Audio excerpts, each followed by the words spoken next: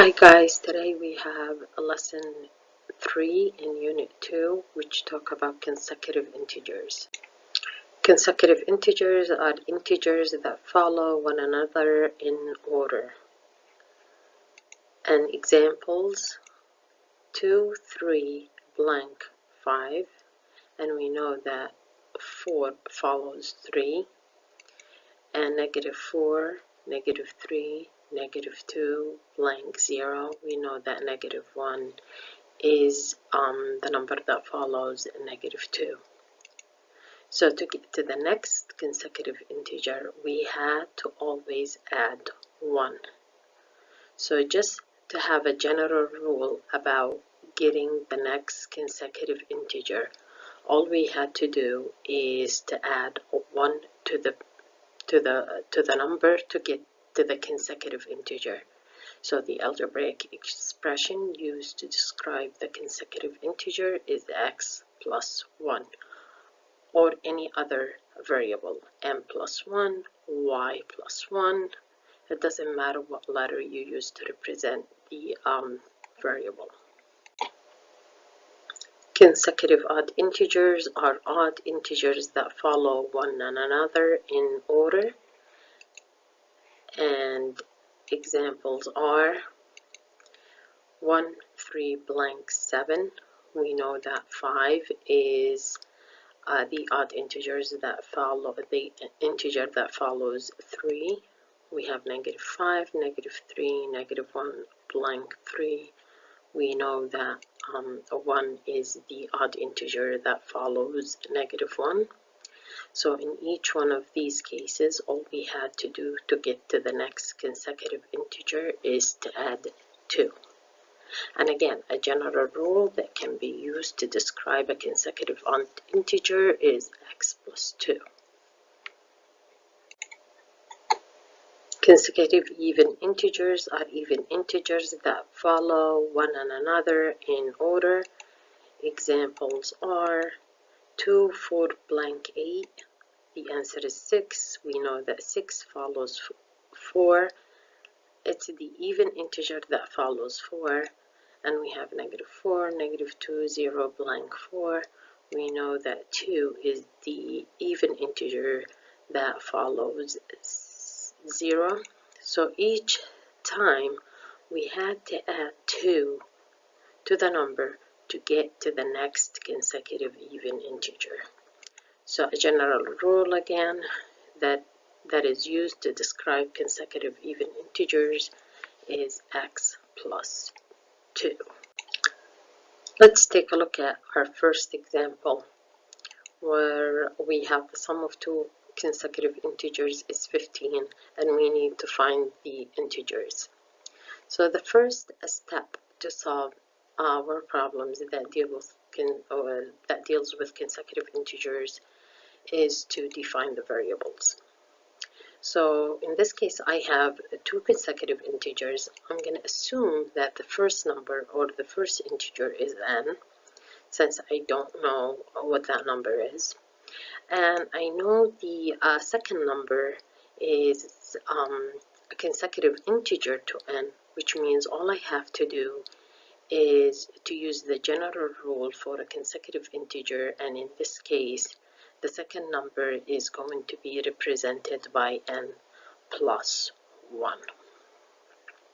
Now that we have the variables defined, all we have to do is to translate the word problem into a mathematical equation that we can use.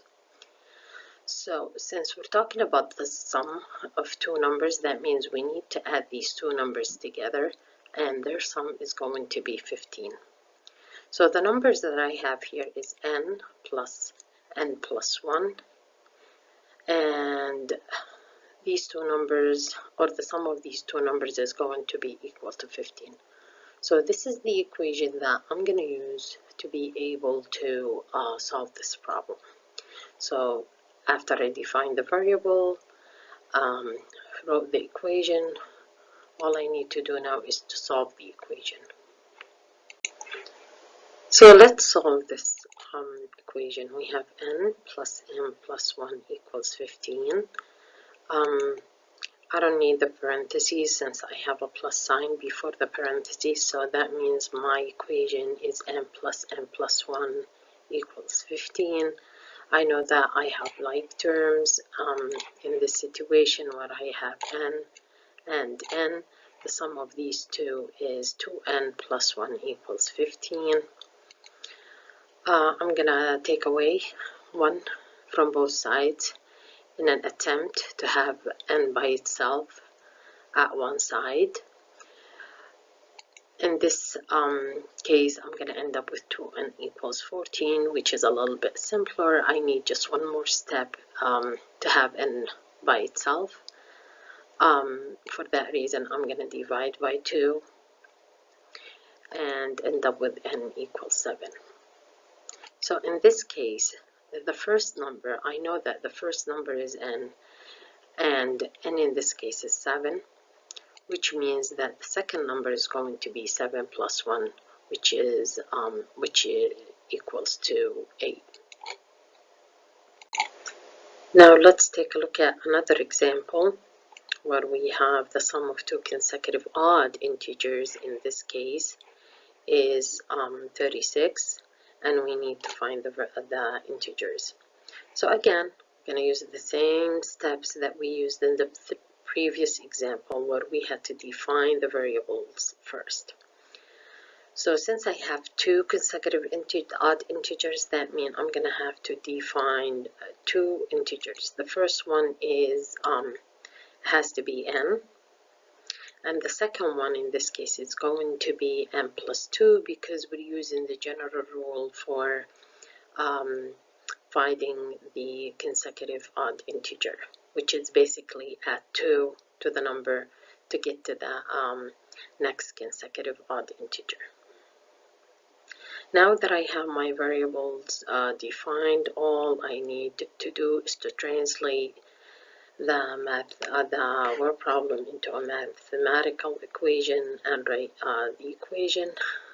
Since I'm talking about the sum, that means I need to add n and n plus 2 together, and the sum of these two numbers is going to be equal to 36.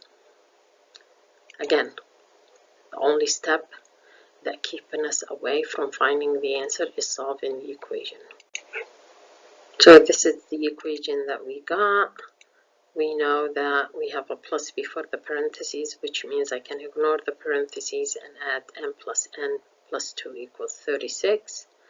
We have like terms in this situation, n and n, which means I can combine these like terms to 2n. So I'm going to end up with 2n plus 2 equals 36. Again, this is a two-step equation where we have to take away 2 from both sides to end up with 2n equals 34. Again, one more step where we have to divide by 2 this time and end up with n equals 17. So this means that the first number is 17 and the second number is going to be 17 plus 2 equals 19. And these two numbers are odd numbers, and 19 is a consecutive odd integer to 17.